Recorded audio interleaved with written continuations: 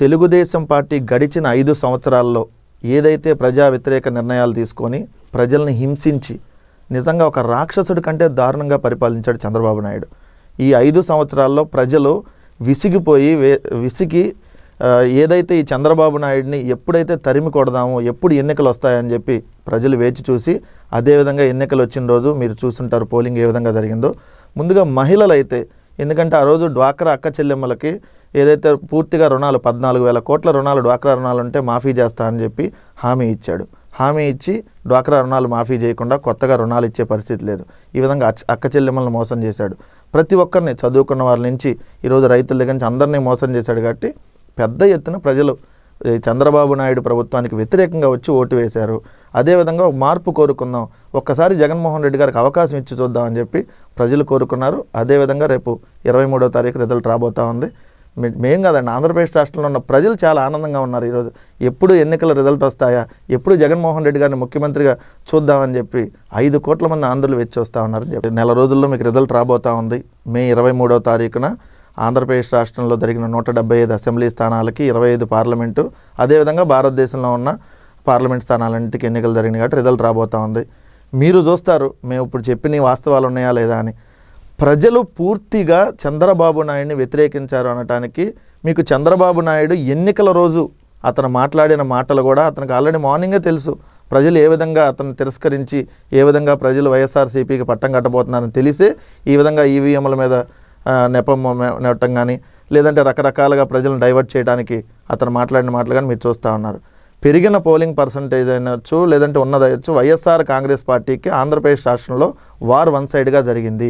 18 లక్షల మంది కొత్తగా ఓటర్లుగా నమోదై ఉన్నారు. కొత్త ఓటర్లు అవ్వచ్చు. ఏ విధంగా ఇప్పుడు మీరు చూస్తూ ఉన్నారు, ప్రజలు ఒకసారి మ్యాండేట్ ఇచ్చారు చంద్రబాబు నాయుడికి, కొత్తగా ఏర్పడిన రాష్ట్రం, ఇతను ఏదో చేస్తాడని చెప్పి ఆ రోజు ప్రజలు ఓటేయడం జరిగింది. అతను ఏమీ చేయకుండా ప్రజలను హింసించిన తీరు, అందుకని దూరంగా ఎక్కడో విదేశాల్లో ఉన్న వాళ్ళు కూడా వచ్చి ఓటు హక్కు వినియోగించుకున్న సందర్భం మనం ఎన్నికల్లో చూసాం. అదేవిధంగా పక్క రాష్ట్రాల్లో ఉన్న వాళ్ళు కూడా ఈసారి ఖచ్చితంగా ఇక్కడ మార్పు కావాలి, జగన్మోహన్ రెడ్డి గారికి అవకాశం ఇవ్వాలని చెప్పి వచ్చి ఓటేశారు. ఖచ్చితంగా మాకు పాజిటివ్ రిజల్ట్ రాబోతూ ఉంది. మేము ఆంధ్రప్రదేశ్ రాష్ట్రంలో ఉన్న ప్రజలు చర్చించుకుంటా ఉన్నారు ఈరోజు జగన్మోహన్ రెడ్డి గారికి వార్ వన్ సైడ్ జరిగిందని. మేము చెప్పలేము. అయితే వాళ్ళు చెప్పేది పసుపు కుంకుమ పథకం కానివ్వండి, ముందు అంటే ఎన్నికల ముందే ఇవి కావాలని చేశారని చెప్పి మీరు ప్రచారం చేశారు.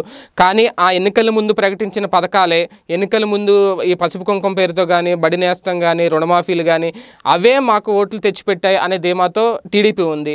కానీ మీరు ఏ ధీమాతో ఆ ఓటింగ్ మాదే అని అనుకుంటున్నారు? అసలు ఆ మాట చెప్పడానికి తెలుగుదేశం వాళ్ళకి సిగ్గెట్లా లేదో నాకు అర్థం కావట్లేదు. పసుపు కుంకుమ అనే మాట ఎట్టడానికి తెలుగుదేశం నాయకులకు అర్హత లేదు. ముందు మహిళలు పసుపు కుంకుమగా భావించి ఏదైతే మన మెల్లో ఉన్న తాలిబొట్టులను బ్యాంకుల్లో వాళ్ళు పెట్టుకొని ఉంటే ఆ బ్యాంకుల్లో ఉన్న బంగారం కూడా విడిపించకుండా 5 సంవత్సరాల పాటు వేధించి ఈరోజు ముష్టేసినట్టుగా 3 నెలల్లో, ఒక నెల 2,500, ఒక నెల 3,500, ఒక నెల 4,000 చెక్ చేసామని చెప్పి 10,000 ఇచ్చామని చెప్పి అంటే మభ్యపెట్టి ఏదో విధంగా ఓట్లు అడగడానికి మీరు ప్రయత్నించిన తీరుని అక్క చెల్లెమ్మలందరూ గమనించారు. మీ మొహాన అదే పసుపు కుంకుమ చల్లి బయటకు పంపించి తిరస్కరించబోతా ఉన్నారని మాత్రం చెప్పబోతా ఉన్నారు. అంటే అవేమి టీడీపీ కలిసి రావు అంటారు మీరు? సార్, ఎవరైనా మీరు చిన్న ఎగ్జాంపుల్ చూసుకోండి.